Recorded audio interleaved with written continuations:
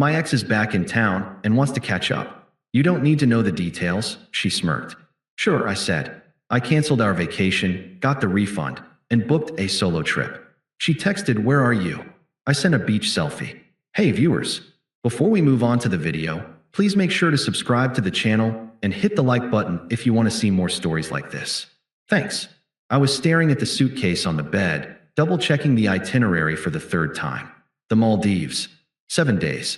An overwater bungalow that cost more per night than my first car. I had saved for 6 months to make this happen, pulling overtime, taking on side consulting gigs, and skipping every boys' night out to ensure the bank account was bulletproof. It was supposed to be a celebration of our 3-year anniversary. But really, if I'm being honest with myself, it was a Hail Mary. Qley had been distant for weeks. Not that I had a bad day at work, kind of distant. The phone face down on the table, taking calls in the bathroom, changing the passcode, kind of distant. Every time I asked her what was wrong, I got the standard gaslighting menu.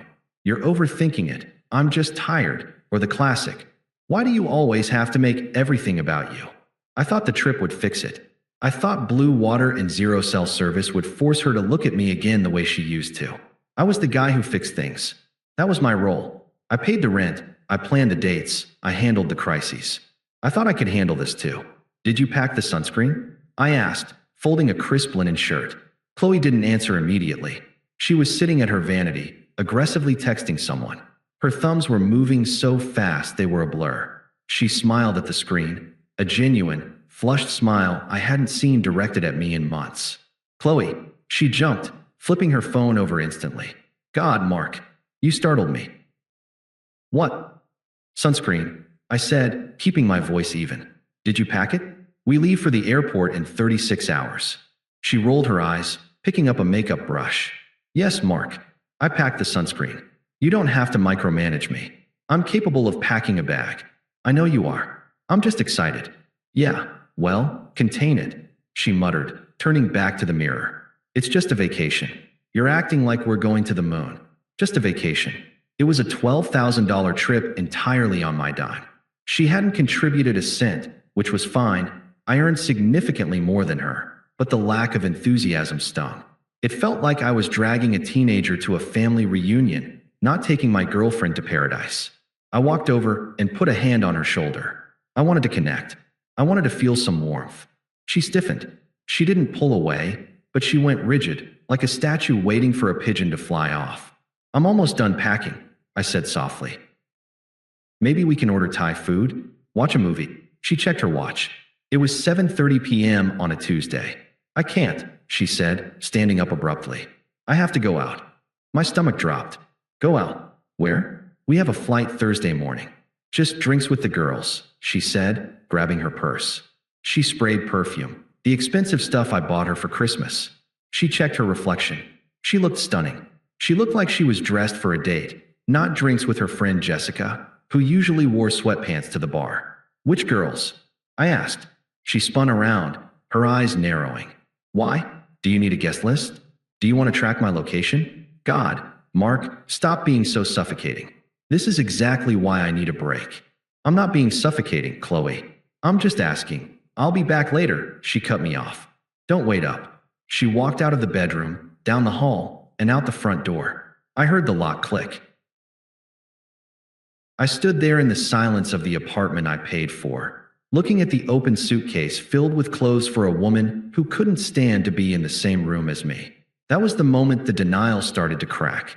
But it didn't shatter. Not yet. I was still the provider. I was still the guy who thought if I just loved her harder, paid for more things, and was more patient, she would come back. I was an idiot. She came home at 2 a.m. I was awake, lying in the dark, listening to her stumble in. She smelled like expensive cologne and gin. She didn't come to bed. She slept on the couch. The next morning, Wednesday, the day before our flight, the tension in the apartment was thick enough to choke on. I made coffee. She ignored it. I asked if she was hungover. She told me to shut up. We went to work. I spent the day distracted, staring at spreadsheets, but seeing red flags. I texted her around noon. Hey, just checking in. Still on for dinner tonight to finalize packing. She replied 4 hours later. We need to talk when I get home. Those 4 words are the grim reaper of relationships. I left work early. I sat on the couch, my heart hammering against my ribs, waiting for the execution. She walked in at 6 p.m. She didn't look sad. She looked empowered. She looked like someone who held a winning lottery ticket and was about to quit a job she hated. She dropped her keys on the counter and leaned against it, crossing her arms. "So," she started. "No, hello. I need to tell you something before we go on this trip." "Okay," I said, bracing myself. "Is it about last night?" "Sort of. Brad is back in town." The air left the room. Brad. The one that got away. The college boyfriend she had broken up with 3 years ago because he moved to London for a finance job. The guy she had compared me to early in our relationship until I asked her to stop. "Brad," I repeated. "I thought he was in London." "He was. He's back. Permanently. He messaged me a few days ago. And that's who you were with last night." She didn't even flinch. "Yes. We caught up. It's been years, Mark. He's going through a lot of transition right now, and he needed a friend." "A friend," I said, standing up. The anger was starting to boil, hot and sharp. "You stayed out until 2 a.m. with your ex-boyfriend, 2 days before our anniversary trip, while I sat here packing your bags." She let out a sigh, rolling her eyes so hard I thought they'd get stuck. "See? This reaction right here. This is why I didn't tell you. You get so insecure and jealous. It's unattractive, Mark. It's not insecurity, Qley. It's respect. Did you sleep with him?" The room went silent. She looked at me, and for a second, I saw the calculation in her eyes. She was weighing how much truth I could handle, or how much of a lie she needed to tell to keep her safety net, me, intact while she explored her option, him. "We just talked," she said, but her voice lacked conviction. "He's different now. He's successful. He's exciting. He wants to take me to dinner tonight to finish our conversation because we didn't have enough time last night." I stared at her. "Tonight? The night before we fly to the Maldives?" "Yes, tonight. He leaves for a business trip on Friday, so this is my only chance to see him for a while." I told him I'd meet him at 8. She said it so casually, like she was telling me she was going to pick up dry cleaning. "You're prioritizing a date with your ex over our pre-trip night?" I asked, my voice dropping to a dangerous calm. "What exactly do you need to talk about that takes 2 nights until 2 a.m.? She grabbed her purse and checked her reflection in the hallway mirror, fixing her lipstick. Then she turned to me, and there it was. The smirk. It wasn't a smile. It was a half-cocked, arrogant curl of the lip that said she knew she held all the cards. She knew I had paid for the flight.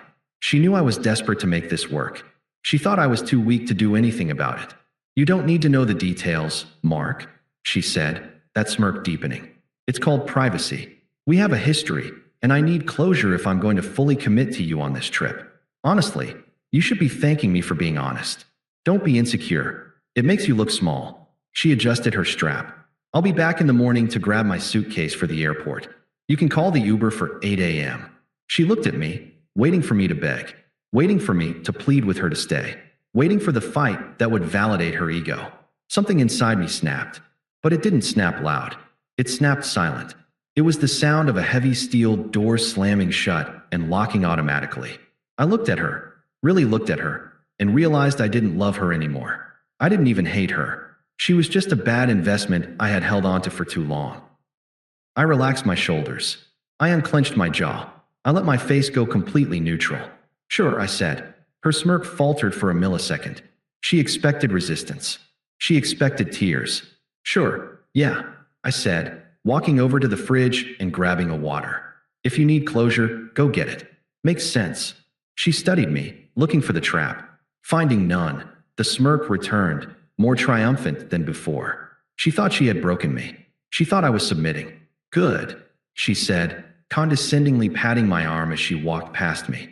"I'm glad you're finally growing up. See you in the morning, Mark. Have the bags by the door." "Have fun," I said. The door closed behind her. I waited 10 seconds. I watched through the peephole as she walked down the hallway, texting Brad, a bounce in her step. As soon as she rounded the corner, I walked to the counter, picked up my phone, and unlocked it. I didn't cry.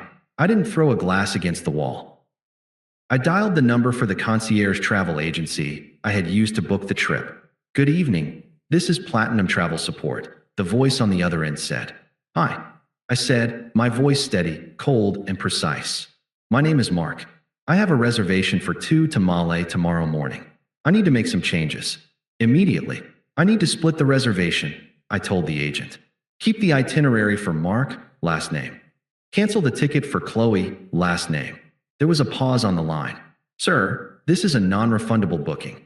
If you cancel her portion less than 24 hours before departure, you won't receive a credit. I understand, I said. I don't want a credit. I just want her name off the manifest. And I want to use the remaining seat availability to upgrade my ticket to first class. That will be a significant upcharge, sir. Do it. Card is on file. It took 10 minutes. In 10 minutes, I undid 3 years of planning. When the confirmation email pinged, a strange sensation washed over me. I expected grief. Instead, I felt lighter. It was the feeling of dropping a heavy rucksack after a 20-mile hike. I didn't stop there. I walked into the bedroom. The suitcase, the one she had mocked me for packing, was still open on the bed. I took out everything that could be considered shared. The extra chargers, the fancy camera she liked to use for her Instagram, the first aid kit. I repacked only my essentials. Then, I went to the closet. I grabbed my duffel bag. I packed my laptop, my passport, my birth certificate, my watches, and the cash stash I kept in the sock drawer. I wasn't just leaving for a vacation. I was evacuating. I looked around the apartment. It was filled with things I had bought. The 65-inch OLED TV, the leather sectional, the Dyson vacuum she insisted we needed. I couldn't take it all, not tonight.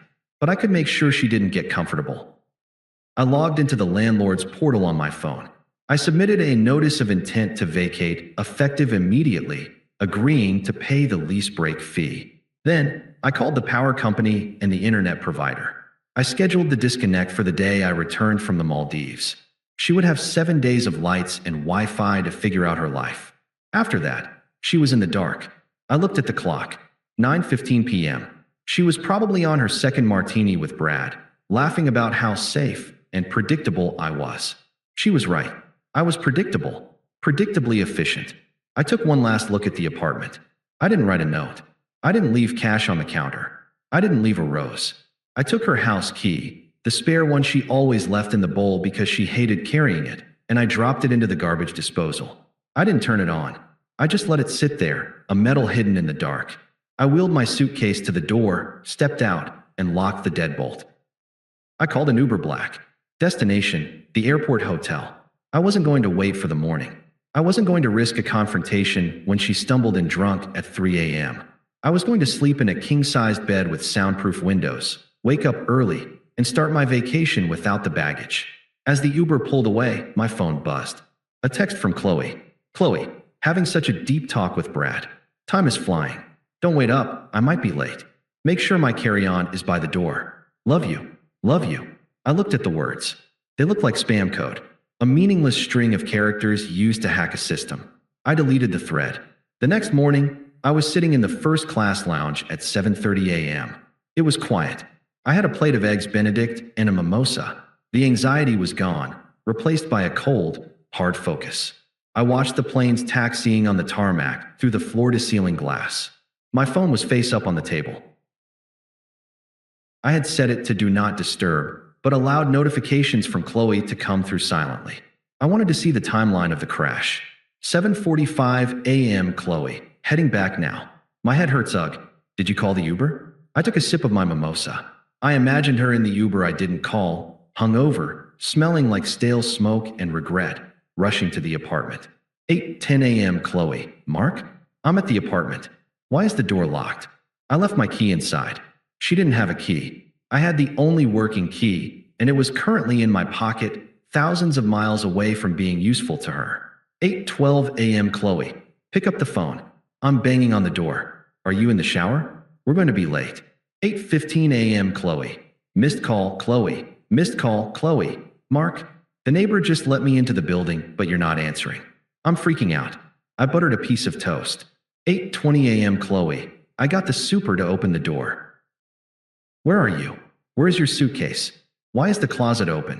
She had entered the blast zone. She saw the empty drawers. She saw the missing laptop.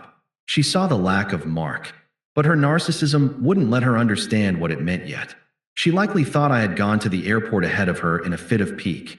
8:22 a.m. Qley. You petty asshole. You went to the airport without me? Because of last night? Seriously? 8:25 a.m. Qley. Fine. I'm calling an Uber. You better be at the check-in desk with my ticket. This is so immature. I checked the boarding time. 8:45 a.m. She was 30 minutes away from the airport in morning traffic. She was going to cut it close. I finished my breakfast and gathered my things. As I walked toward the gate, I felt a vibration in my pocket. She was calling again. I let it ring. I boarded the plane. Welcome aboard, Mr. Last Name, the flight attendant said, taking my jacket. Would you like a pre-flight beverage? Champagne, I said. And keep them coming. I settled into the pod. It was massive, private, quiet. 9:10 a.m. the plane doors were closed. We were pushing back. My phone lit up. She had made it to the airport. This was the moment. Qley, I'm at the counter. Where are you? I don't see you. Qley, Mark, stop playing games. The lady is asking for my passport. Come here. I could visualize it perfectly. Her, frantic, sweating, hair slightly messy, slapping her passport on the counter, demanding the ticket that no longer existed. The agent typing, frowning, typing again. 9:15 a.m. Qley, what did you do? Qley, she says my ticket is invalid. She says it was canceled. Qley, Mark, pick up the fucking phone right now. She says you're on the plane. Qley, voice message, 014. I connected my AirPods. I pressed play on the voice message. It was a masterpiece of chaos. Background noise of airport announcements. Her voice, high-pitched and breaking. Mark, this isn't funny. She says you're in 1A. Get off the plane. You can't just leave me here. I don't have any money on me. Brad didn't. I just need you to come fix this. How could you cancel my ticket? I'm your girlfriend. Brad didn't what? Hey, give her a ride? It didn't matter. We were taxiing now. The engines roared to life. A deep thrum that vibrated through the seat. 9:18 a.m. Qley, Mark, please. Everyone is staring at me. I'm crying. Please tell them it's a mistake. Please. Qley, you can't leave me. We have a life. I love you. Qley, I'm sorry about the smirk, okay? I was just tired. I didn't mean it. Come back. The plane accelerated. The G-force pushed me back into the leather seat. We lifted off, the ground falling away, the cars turning into toys, the people turning into ants. Somewhere down there, in Terminal 4, Qley was realizing that she wasn't the main character of this movie anymore. I waited until we hit 10,000 feet and the Wi-Fi light turned green. I opened her chat. I scrolled past the begging, the threats, the I love yous. I typed 2 sentences. Me, you wanted privacy with him. I'm giving you all the privacy in the world. Me, don't be insecure. Then, I blocked the number. I reclined the seat fully flat, put on my noise-canceling headphones, and selected a movie. I had 14 hours of flight time ahead of me, and for the first time in 3 years, I wasn't worried about a single thing. The Maldives is exactly as good as the screensavers make it look. I arrived at the resort via a private seaplane. The water was a shade of turquoise that didn't look real. The staff greeted me by name, handing me a cold towel scented with lemongrass. They asked where Mrs. Last Name was.